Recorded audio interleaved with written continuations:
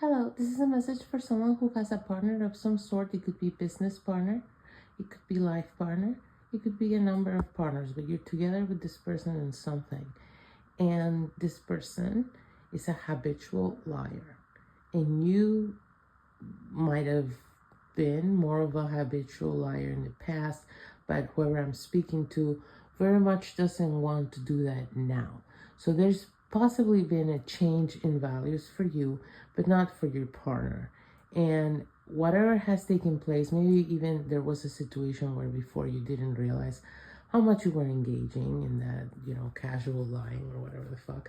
And something about this person doing it continually in front of you and most importantly involving you in these casual lies has made you uncomfortable to the point that it's made you confront your own behavior, and it's made you realize you don't want any parts on this kind of behavior at all in general. But now you're in partnership with this person, and what I'm getting is the type of situation, say you have a business partnership where their behavior reflects on you as well, okay? And there's something about your dynamic where this person will venture out in a lie in the spring of the moment with others in important meetings or interactions with people that you respect and matter to you, or maybe important to whatever operation you guys are running. And they come up with a lie on the go, and they expect you to sort of intuitively jump on the lie with them and back them. There's something very important here about backing them in lies. They want to come up with lies on the go in front of people, is what I'm getting. So yeah, it could be meetings, I don't know, it depends. But basically it's like they on the fly come up with a lie, and they want you to jump along with them in this lie and sort of back them and legitimize their lie in the eyes of others by sort of being like you're there to sort of play the validator of their lies, because there's also something here about this person. People know they lie, okay? This person may play games like, everyone is dumb, nobody sees through me, but the reality is most people do see through them, and they know that they, as we say in Spain, lie more than they speak. But one of the ways this person has of telling themselves that doesn't happen is because they really go out of their way to get social validation on their lies. Because there's something also about lying in society. Okay, this person lies mostly to make an impression on other people. So say it's a business thing. Maybe they lie a lot in meetings. They lie a lot when talking to investors, or when talking to the bank, or when talking to, basically this person wants to put up a front of what's really going on and wants people to respond to that rather than to their reality. Now you, as their partner, you want to tackle the reality of whatever you guys are dealing with, and you don't necessarily care one way or the other about other people's perception of your problems or your situation. But in the past, you might have engaged in this behavior where you jumped on the lie with them and validated their lie in front of others as a mechanism of protection of privacy, okay?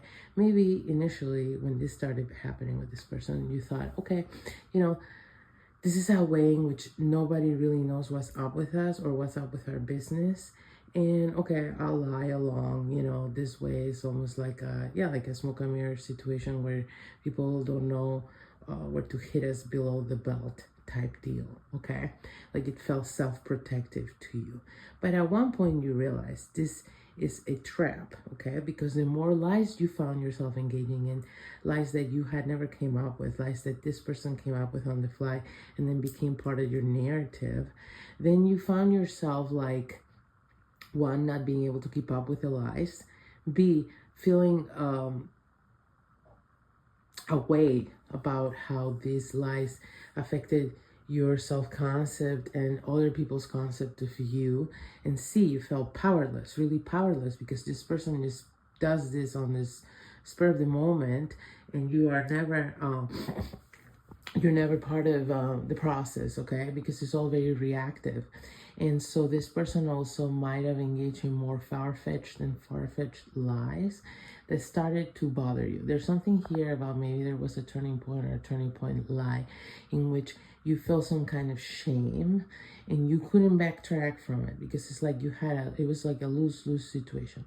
If you backtrack from it, then you looked weak as a team, or you looked bad in some way as a team.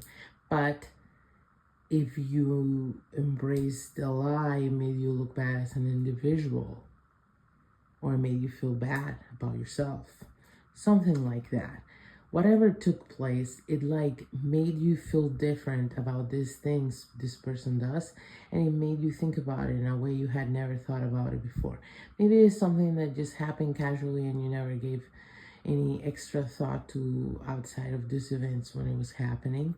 And now suddenly you're starting to see it as some kind of giant piece of a puzzle that you were never putting together before, but now has become sort of instrumental in you realizing why you need to be more individualistic. There's something here about individualism and something here about your efforts and your truth defining you instead of defining the group, and also vice versa with whoever else is part of the group.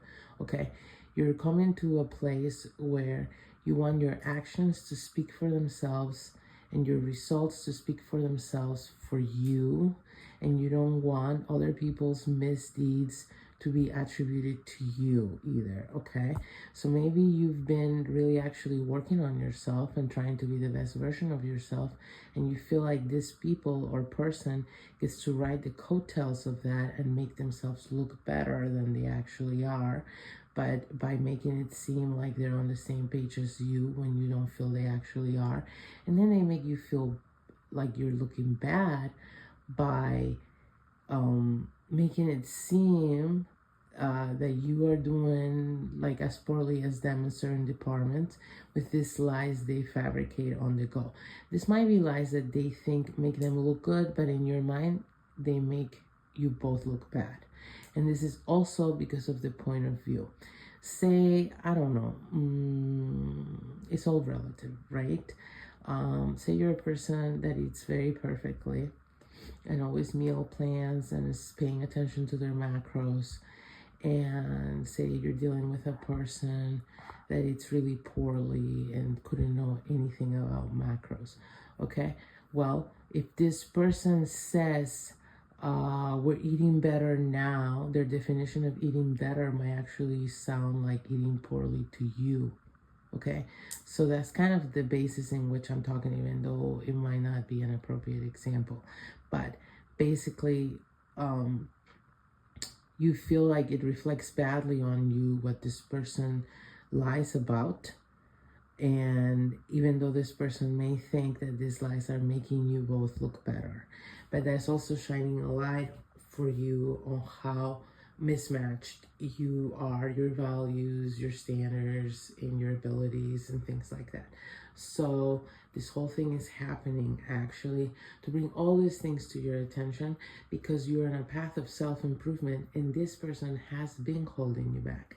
But you're also propelling this person forward on your efforts more than you realize. And so this person has become sort of lazy is what I'm getting in their own self-development.